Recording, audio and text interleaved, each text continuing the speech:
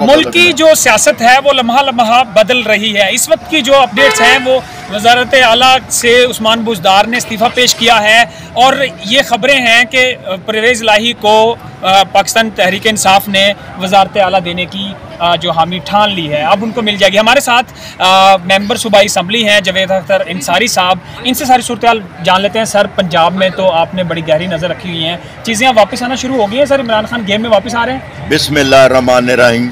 शुक्र अल्हम्दुलिल्लाह, शुक्र अल्हम्दुलिल्लाह, शुक्र अल्हम्दुलिल्लाह। आज परवेज़ इलाही साहब वज़ीर आज़म को मिल चुके हैं और उन्होंने अनाउंस कर दिया है, तो इंशाअल्लाह हमारा वज़ीर आला जो है वो परवेज़ इलाही इंशाअल्लाह हम नामज़द करेंगे और अल्लाह ने चाहा बहुत कामयाबी से, कामरानी से इंशाअल्लाह ताला जो इन्होंने आज अज़्म एतमाद दी है, इनको मुँह की खाना पड़ेगी।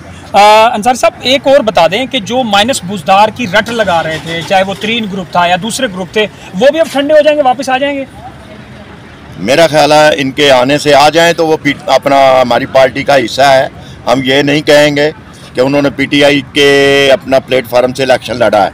मैं यही कहूँगा कि देखो, सुबह का भूला शाम को घर आ जाए तो उसे भूला नहीं कहते। अब मैं यही कहूँगा कि वो वापस इंशाल्लाह उम्मीद है कि वो आ जाएंगे। जी, पहला पत्ता जो है वो शो कर दिया इमरान खान ने।